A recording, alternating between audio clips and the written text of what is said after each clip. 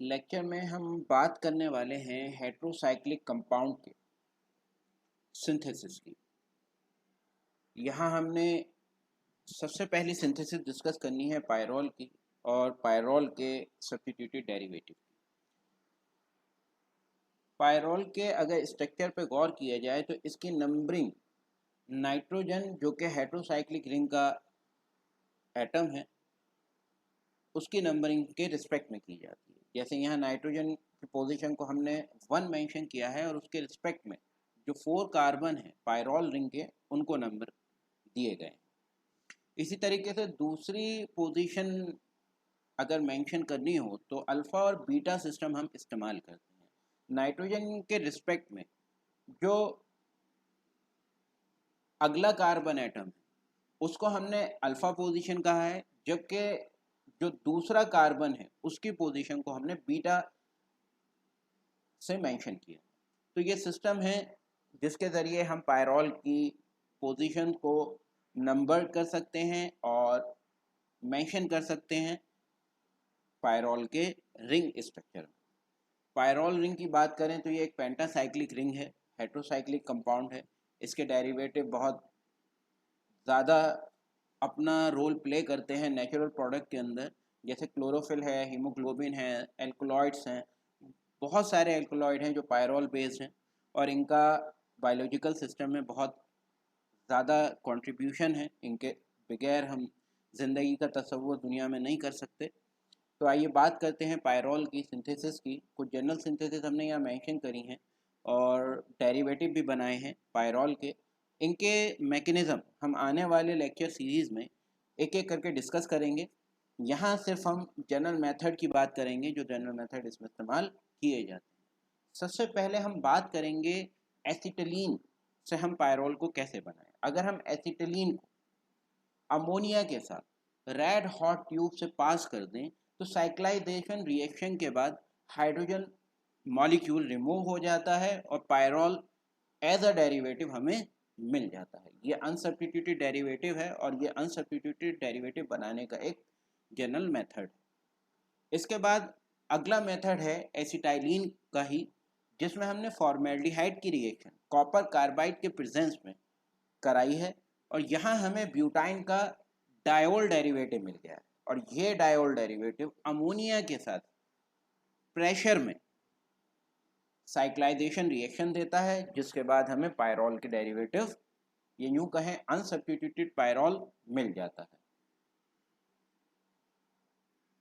Ammonium mucate से अगर हम पायरोल बनाना चाहें तो अमोनियम म्यूकेट को ग्लिसरॉल के प्रेजेंस में हीट करना पड़ेगा, जिसके रिजल्ट में अमोनियम म्यूकेट डिकम्पोज करके एसिडिक डेरिवेटिव में कन्वर्ट हो जाएगा और ये एसिड डेरिवेटिव साइक्लाइजेशन के बाद डीकार्बोक्सिलेशन शो करता है, डिहाइड्रेशन शो करता है और हमें पायरोल रिंग देता है जो कि अनसब्स्टिट्यूटेड डेरिवेटिव है पायरोल का।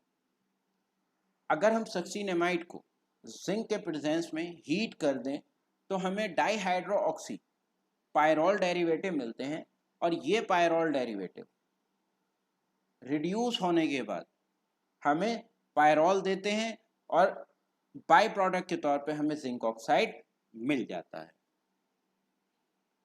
फ्यूरेन से अगर बनाना चाहें तो फ्यूरेन को अमोनिया के साथ स्टीम्ड एल्यूमिना में रिएक्ट करा दिया जाए तो हमें पायरोल मिलता है।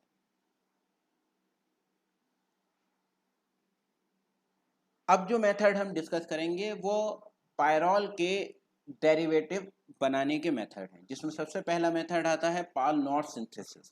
पाल-नॉर्थ सिंथेसिस में हम 1,4 डाइकीटोन को अगर अमोनिया, प्राइमरी अमीन, हाइड्रोजीन, इस तरीके के अमीन डेरिवेटिव के साथ साइक्लाइज करा दें, एक साइक्लाइज कंडेंसेशन रिएक्शन करा दें हीट करने पर, तो हमें 2,4 डाईमिथाइल 1 पायरोल डेरिवेटिव मिल जाते हैं। अगर हम प्राइमरी अमीन लेंगे तो हमें एन सब्स्टिट्यूटेड डेरिवेटिव भी मिल जाएंगे। ये एक तरीके की साइक्लिक कंडेंसेशन रिएक्शन है जिसमें हेक्सेन डायोन अमोनिया या अमोनिया के डेरिवेटिव्स के साथ रिएक्ट करके साइक्लिक कंडेंसेशन रिएक्शन देता है, जिसके रिजल्ट में हमें डाइमिथाइल पायरॉल के डेरिवेटिव मिल जाते हैं।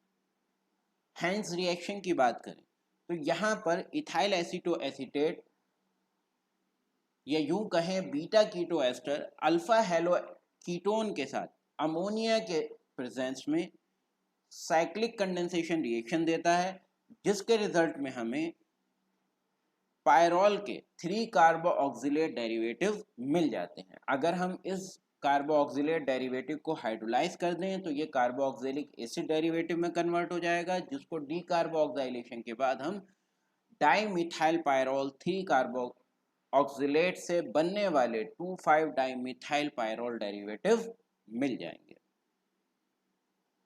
नॉर सिंथेसिस की बात करें तो यहाँ ethyl to amino एसिटो acetate ethyl एसिटो acetate के साथ साइक्लिक कंडेंसेशन रिएक्शन देता है, या यूं कहें beta keto ester alpha amino carbonyl compound के साथ एसिटिक एसिड के प्रेजेंस में साइक्लाइजेशन कंडेंसेशन रिएक्शन देता है, जिसके रिजल्ट में हमें पायरॉल के 2,4 डाइकार्बोक्सिलेट डेरिवेटिव मिलते हैं, और ये डाइकार्बोक्सिलेट डेरिवेटिव अगर हाइड्रोलाइज कर दिए जाएं तो डाइकार्बोक्सिलिक एसिड का डेरिवेटिव मिल जाएगा, और ये डी कार्बो ऑक्साइलेशन के बाद हमें 3,5 डाइमिथाइल पायरॉल डेरिवेटिव देता है।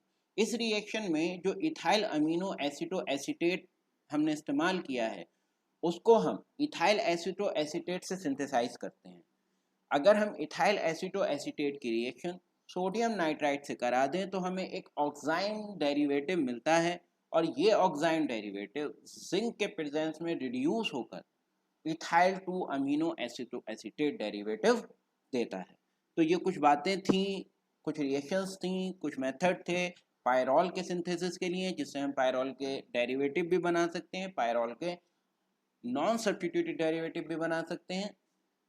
अगले लेक्चर में हम इनकी एक एक करके मैकेनिज्म की बात करेंगे, पाल नॉर सिंथेसिस के मैकेनिज्म की बात करेंगे, नॉर सिंथेसिस के मैकेनिज्म की बात करेंगे, और हैंस रिएक्शन के सिंथेसिस के मैकेनिज्म की बात करेंगे।